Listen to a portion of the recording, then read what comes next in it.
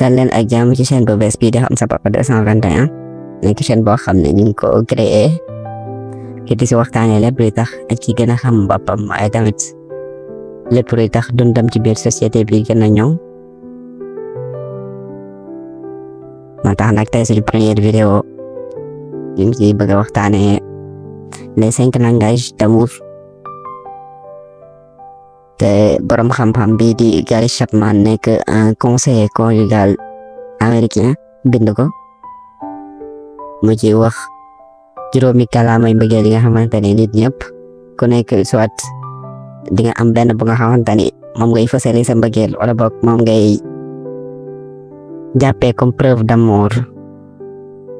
su fekkee ni nit ki bëgg na la kon nag su fekkee ni gan ngeen ci chaîne bi lu leen di ñaan ngeen aimé vidéo bi ndax loolu mooy tax YouTube gën a dooleel vidéo bi wan ko ñeneen waaye tamit ngeen abonné ngir mën a dooleel chaîne bi kon ñu jublu ci suñ première vidéo tey ñu wax ci juróomi kàllaamay mbëggeel nga xamante ne buñ ci waxtaanee ba pare dina tax ñu bari gën a xam seen bopp waaye gën a mën a comprendre seen partenaire ngir seen relation gën a neex. kàllaama bi ñuy njëkk a gis mooy les paroles valorisantes. En quelque sorte, on peut dire que ce sont les mots doux. Pas mots doux hein, mais bon bu la neexee mën nga ko waxee noonu bañ ko fàtte. Les mots doux voilà. wax que ni ñu tudd moo rek war nañ ko mën wax bu neex am na ñoo xam ne suñu nekkee ak yow dañuy bëgg di ko dégg ci yow te comme on dit des fois sax ñun la wax bu neex sarax la wax bu neex sarax la yaxantuma laaj nag nga nekk ak ko nga xamante ni peut-être mën na nekk sa jabar wala ngeen di jënd que ça soit mu nekk góor que mu nekk jigéen ñi nga xamante ni seen langage d'amour ce sont les paroles valorisantes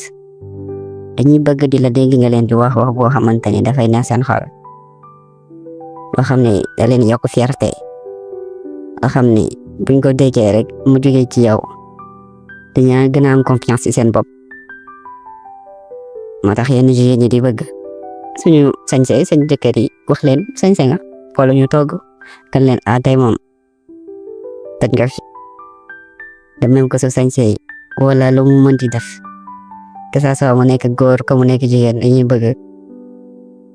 leen di wax boo xamante ni daf leen di gën a mettre en valeur.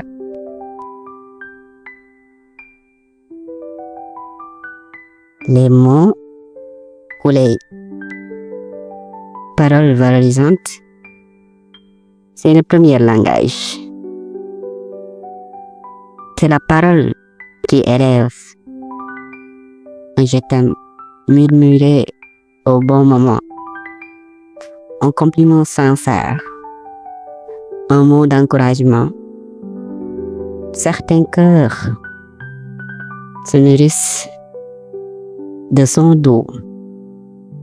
comme la fleur se gorge de rosée. Le silence pour eux est aride. Le mot tendre, un nectar. kon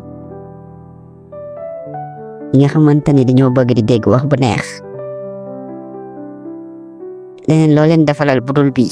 ndax on doit parler de 5 langages. On est sur le premier mais ci 5 yooyu noonu yëpp bii nii ñoom moom la ñuy gën a yëg kon soo nekkee nit da ciy baax nga jéem a jàng am seetlu ndax boo seetloo rek di nga xam ne kii kat des fois su ma ko waxee ne que tey sañ-sañ nga day kontaan mais gis mu reetaan même su fekkee ni sax langage principal d'amour du wax bu neex ñëpp ko bëgg. On peut même dire que ce langage est universel même si su fekkee am nga yeneen langage d'amour mais bii amul kenn amul koo xamante ni bëggoo ko ku lay wax boo xamante ni day neex sa xol nit ku dugg si waañ sonn bay bëgg a dee ñoo yàqal la nga ni ko tey moom togg nga sañse nga yaa fi dàq loolu dafay neex sa xol kon su fekkee ni dangaa nekk koo xamante ni saa yoo ko waxee wax boo xamante ni dafay neex muy kontaan bul di fàtte di ko def ndax nag loolu mooy suuxat seen diggante waaye mooy gën a dëgëral aussi seen diggante ba tax na moom doo di xalaat ne yow mii kat bëggoo ko bëgg nit te musulaa wax ne dangaa rafet wala musulaa wax ne sañ nga wala musulaa wax ne musulaa defal benn compliment wala peut-être au début daan na ko def mais avec le temps wàññi na ko kon donc si bàyyi xel bu baax a baax ñi nga xamante ni da ngeen a nekk ñoo xam ne ñoo bëgg ñu leen wax lu neex ngeen leen koy wax tax tamit relation wala couple day am complexité ay tamit day am yëgal kon boobu mooy premier langage d'amour bi ñaareelu kàllaama bi mooy les moments de qualité nag mooy ñi nga xamante ni dañuy bëgg di ànd ak ki ñu bëgg passer du temps avec lui comme ñi nga xamante ne dañuy bëgg di génn di dem resto ànd ak ki ñu bëgg ñi bëgg di dem voyage fekkee ni seen dëkk yi am na xaalis dañuy bëgg di dem ay Dubaï voyage ànd ak seen jëkkër ñoom ñaar kese wala ñu dem resto nga xam ni day nekk moment yoo xam ni kenn du leen ko yàqal yéen ñaar kese lay doon ñoo xam ne ku leen di defal loolu dañuy jàpp ni danga leen bëgg waaye tamit loolu mooy tax ñoom ñu jàpp ni yow mi bëgg nga leen di ànd ak ñoom au milieu de nulle part yéen ñaar kese toog waxtaan kaf foore passer un agréable moment ñoo xam ne loolu lañ bëgg loolu mooy seen preuve d'amour kon donc ñi nga xamante ne da ngeen a nekk ñoo xam ne à chaque moment dañ leen di wax nañu génn nañ dem fii donc jarul ngeen a xalaat xam ne ñooñu seen langage d'amour ce sont les moments de qualité mais c'est quoi réellement les moments de qualité? C'est pas la quantité, mais la qualité du moment. Un regard échangé, un rire complice, une marche en silence. Pour cela, l'amour ne se dit pas. Il se vit intensément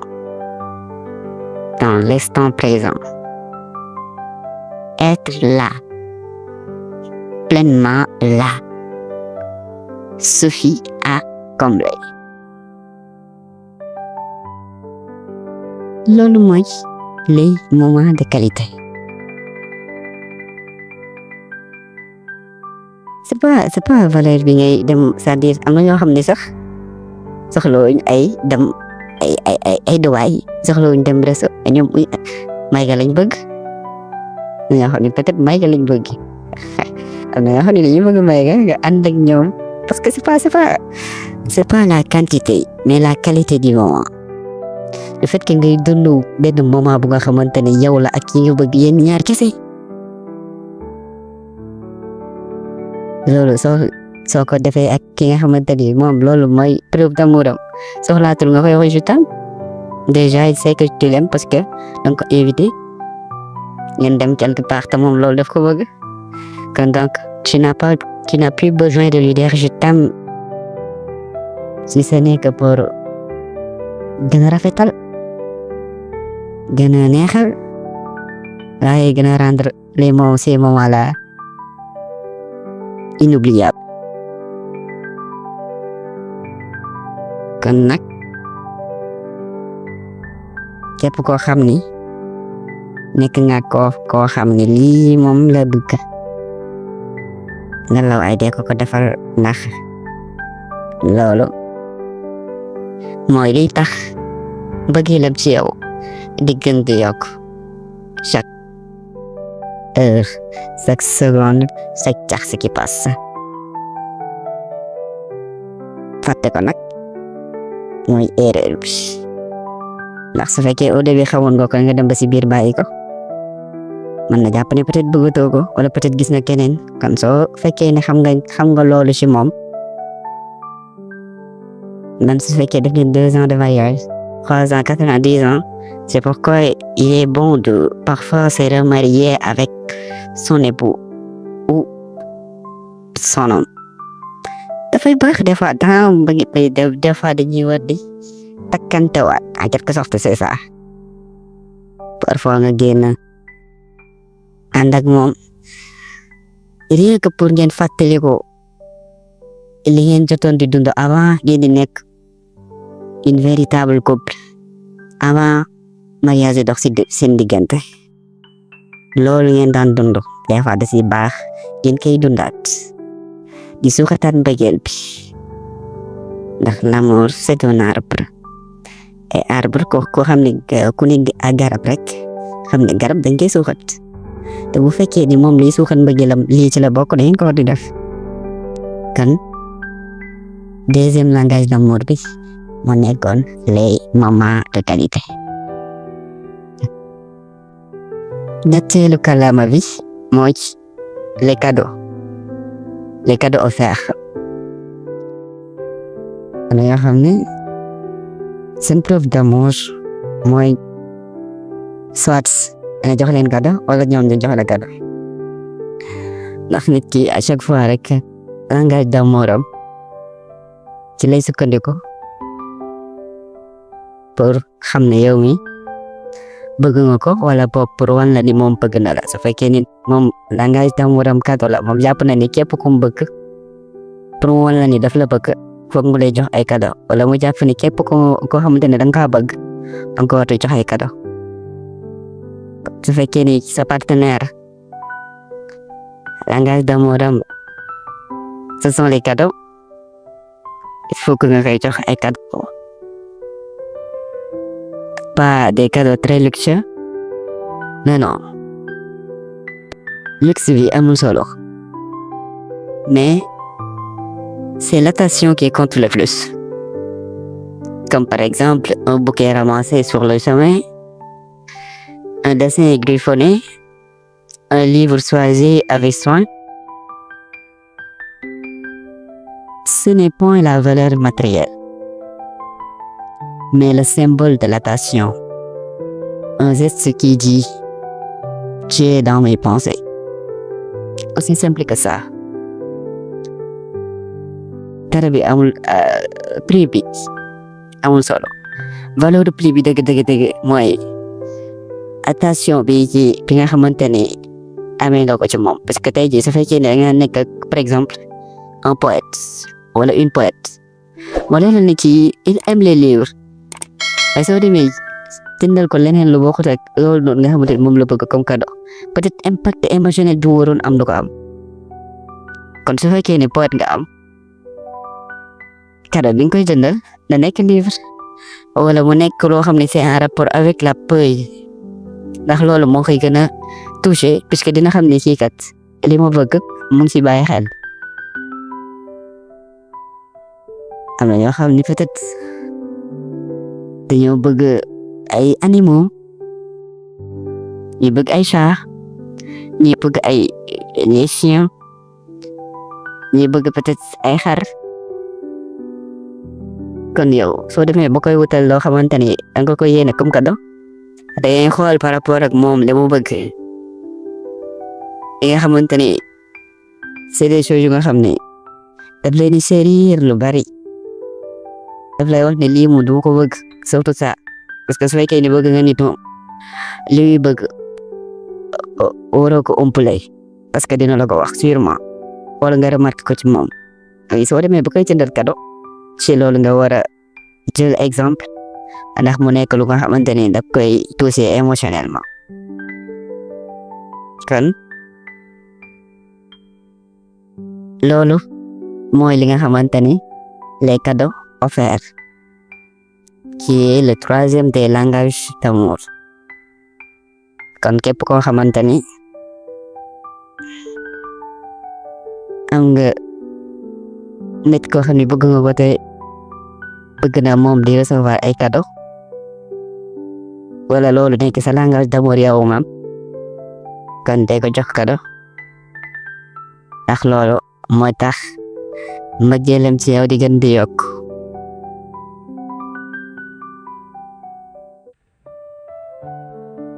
ñeenteel et avant-dernière des 5 langages d'amour mooy les services rendus service rendu saa yoo ko déggee mooy li nga xamante ni yaa ngi koy defal sa partenaire pour jàppale ko ci dara par exemple pendant les week-ends wala un dimanche dépôt dara sa jabar di liggéey mën na peut-être tey fobeere wala mu war a togg nga dem toggal ko su fekkee di mën nga wala nga dem fobeereel ko te fobeere yaakaar naa ne ñëpp war nañ ko mën ñëpp jaar na ci célibataire te célibataire léegi day mën fobeere surtout bu nekkee étudiante kon loolu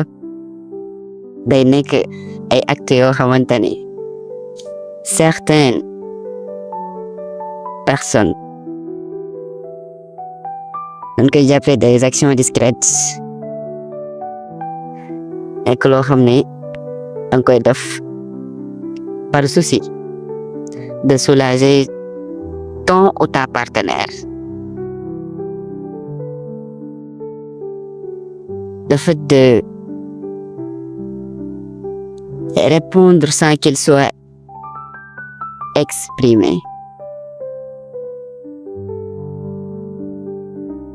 c'est ça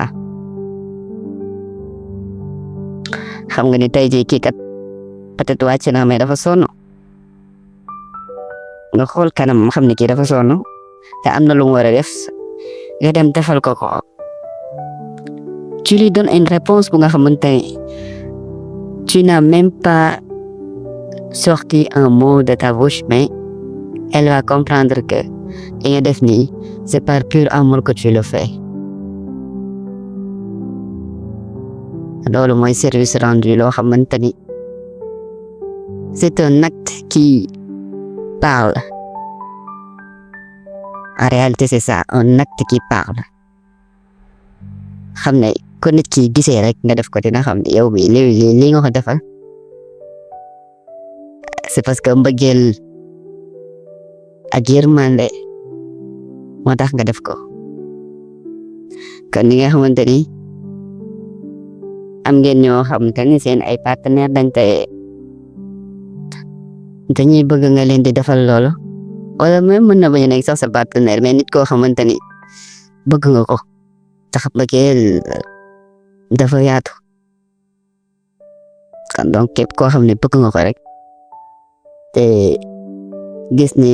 peut-être am na lu muy def te yow mën nga ko defal gratuitement def ko ndax loolu dina tax bëggeelam ci yow gën a yokk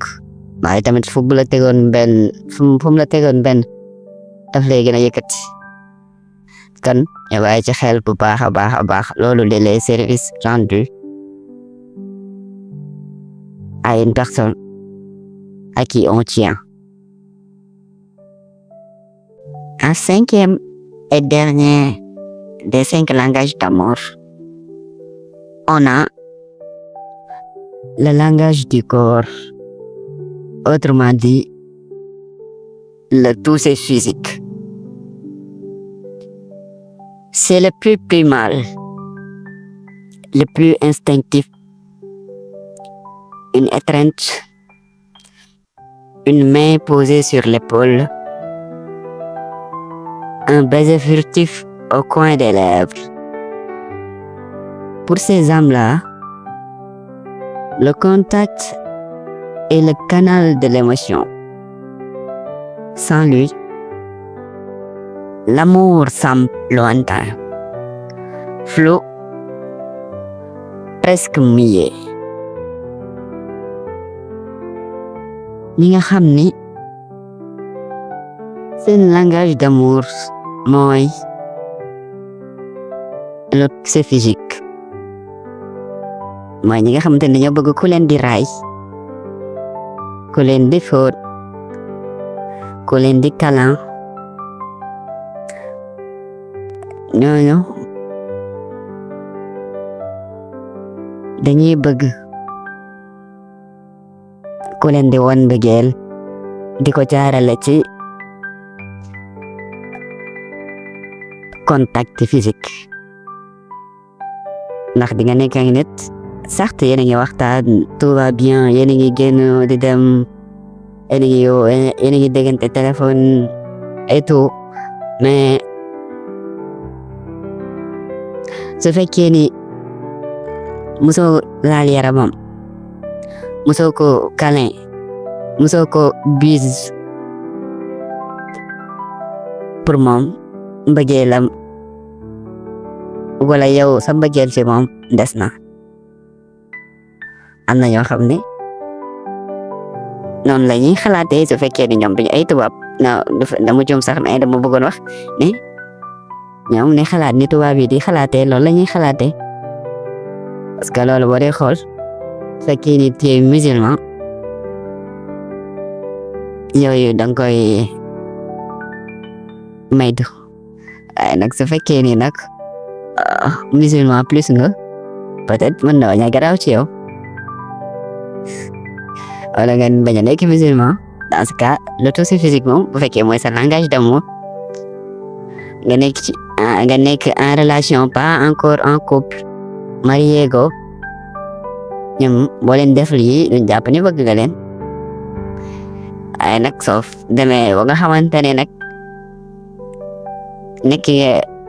en couple, c'est-à-dire marié nga, su boobaa moom dootul amati problème,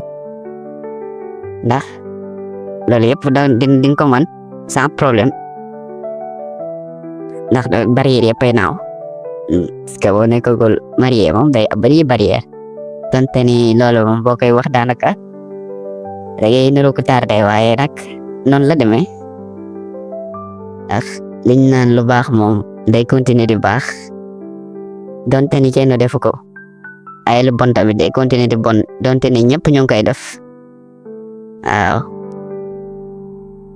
au Sénégal moom parfois booy wax yenn sujet yi daanaka da ngay nekk en arrière, dépassé nañ ko bu yàgg. Quoi qu'il en soit, il faut qu'on dise les choses telles qu'elles sont, c'est l'essentiel. ku dégg ku bëggul dégg nag ça n'engage que toi. mais daal lii di toucher physique di mujjantalu kàllaamay mbëggeel bi am na yoo xam ne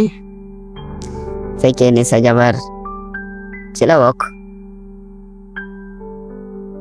soo wàccee dee ko câlin, waaye tamit dee koy raay, di ko nengal. su fekkee ni du poids lourd wala boog am nga doole bi, même si su fekkee ni poids lourd na nga fekk ne yow am nga doole bi, pourquoi pas nga boot ko. ay su fekkee taay fin la boobu moom xanaa loo ñàkk doole di nga ko war a mën a yëkkati, ndax góor moo ëpp doole jigéen. wax fob ko tingawoon ko, loolu c'est tout ce physique là, tout ce qui est en rapport avec le langage corporel moom da koy bëgg. kon soo nekkee koo xam ne yooyu la bëgg nag nga koy defal, ndax loolu mooy tax mbëggeelam ak cofeelam ci yow di gën a yokk. On est à la fin de notre première vidéo qui portait sur les 5 langages d'amour, maanaam juróomi kàllaamay mbëggeel. waaye nag on tient aussi à préciser que ni nekkul ni benn langage kese moom nga war a amee parce que mën nga am 5 yëpp donte ni dayo yi day wuute maanaam bu nekk moom ngay gën a jàppee dëgg sa kàllaamay mbëggeel nga jàppee ni peut-être tout c'est physique moom mooy sa kàllaamay mbëggeel bu gën a fort wala mu nekk les moments de qualité wala aussi mën na nekkaat beneen wala tamit même si su fekkee ne du 5 yëpp peut-être deux na deux yoo xamante ne ñoom nga jàppee kàllaamay mbëggeel say kàllaamay mbëggeel wala 3 kon nit ku nekk ak ni nga koy gisee am na ñoo xam ne benn la am na ñoo xam ne ñaar am na ñoo xam ne mën na nekk yëpp mais à des pourcentages différentes kon li ñu war a gën a comprendre rek en résumé mooy nous n'aimons pas tous de la même manière et pourtant nous aspirons à aimer et à être aimé. Apprendre le langage de l'autre, c'est offrir un pont entre deux mondes, c'est transformer un je t'aime en un je te comprends. Ici, Gary Chapman nous rappelle que l'amour n'est pas un mystère insondable, mais un art, un dialogue à comprendre, une musique à accorder à deux cœurs. Kon en définitive loolu la ñu war a comprendre ci les 5 langages d'amour. Kon nag su fekkee gan ngeen ci chaîne bi ñu ngi leen di ñaan ngeen aimé vidéo bi d'abord ay tamit abonné ci chaîne bi ngir dooleel ko te su fekkee ni gis ngeen seen bopp ci vidéo bi bu leen fàtte mentionner seen type de langage d'amour dans les commentaires comme ça dina am solo trop ci vidéo bi ñu ngi leen di jaajëfal te di leen wax ba beneen yoon ci beneen vidéo